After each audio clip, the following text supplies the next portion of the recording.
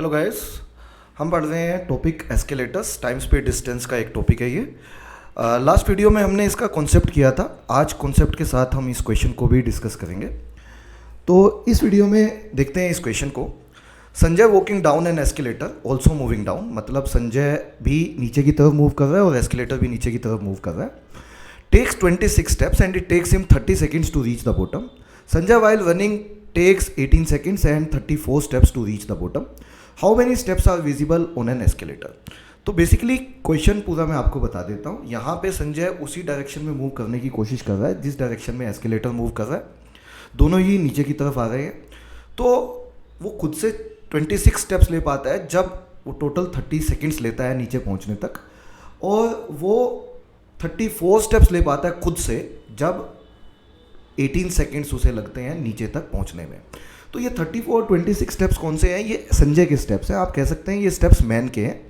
अभी हमें एस्केलेटर का कुछ नहीं पता है। How many steps are visible on an escalator? तो एन हम टोटल नंबर ऑफ स्टेप्स मान लेते हैं जितने विजिबल हैं, जिसको हमें फाइंड आउट करना है। ये नंबर ऑफ स्टेप्स है एस्केलेटर के ऊपर, टोटल स्टेप्स। तो बेसिकली सिचुएशन हमारी ये है कि अगर इस तरह से हमारे पास एक एस्केलेटर गिवन है, this is the escalator which is given in question. तो यहाँ पे क्वेश्चन में ये गिवन है कि एस्केलेटर भी नीचे की तरफ आ रहा है और संजय भी नीचे की तरफ आ रहा है। तो एस्केलेटर की स्पीड ई मान लेते हैं और संजय की स्पीड अलग अलग रहेगी। तो संजय की स्पीड फिलहाल हम कुछ भी नहीं लेते हैं, लेकिन एक बात पता है हमें कि जितने टाइम संजय चला होगा सेम टाइम एस्केलेटर चला होगा। प्रैक्टिकली तो जितने टाइम संजय चला होगा सेम टाइम एस्केलेटर चला होगा। हमारे लिए तो उतना ही एस्केलेटर टाइम चला है।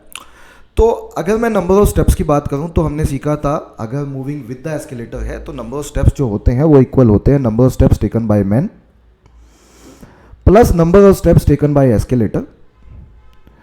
और मैन के स्टेप मतलब संजय के स्टेप अगर मैं लूं तो संजय ने कितने स्टेप चले? संजय ने स्टेप चले सबसे पहले 26।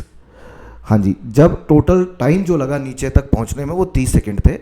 तो मुझे ये बताओ एस्केलेटर की स्पीड ई है, तो can we say number of steps taken by escalator, क्या हम बोल सकते हैं, is equal to E into T होगा। That is speed into time. Distance होता है स्पीड इंटू टाइम। तो जितने टाइम संजय चला सेम टाइम एस्केलेटर चला, तो स्पीड ई की है एस्केलेटर की और टाइम टी लेता है मान लेते हैं। तो पहले वाले केस में स्पीड ई है लेकिन टाइम 30 लगता है। तो ये भी नंबर ऑफ स्टेप्स आ गए हमारे टोटल मिला के। इसे इक्वेशन नंबर 1 दे देते हैं। और दूसरी इक्वेशन क्या बनेगी? दैट इज अगर वो स्टेप्स खुद से ही भाग भाग के 34 ले ले। देखो अगर खुद से ही भाग भाग के 34 ले ले तो ऑब्वियस है ना कि अब एस्केलेटर को कम स्टेप लेने पड़ेंगे। तो उस केस में स्पीड तो ई की है लेकिन अब नीचे वो 18 सेकंड में पहुंच जाता है। ये क्वेश्चन में गिवन है हमें। तो हम दोनों में ही total number of steps compare कर सकते हैं। और अगर आप टोटल नंबर ऑफ स्टेप्स को इन दोनों इक्वेशंस को कंपेयर करते हैं तो आपके पास आएगा 26 plus 30E is equal to 34 plus 18E। तो यहां से हमारे पास 12E का वैल्यू 8 आ जाएगा और E का वैल्यू सोल्व करके 8/12 मतलब कि 2/3 आ जाएगा।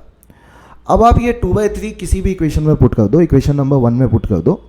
तो इक्वेशन नंबर 1 में पुट करता हूं तो मुझे नंबर ऑफ स्टेप्स चाहिए, वो आ जाएंगे that is 26 plus 2/3 of 30। 2/3 of 30, तो ये कटेगा तो यहाँ 10 आ जाएगा। तो कैन वी से ये बोला जा सकता है जो टोटल नंबर ऑफ स्टेप्स हैं एस्केलेटर के वो 46 हैं। तो 46 आंसर होना चाहिए सवाल का। यही क्वेश्चन का सही आंसर है।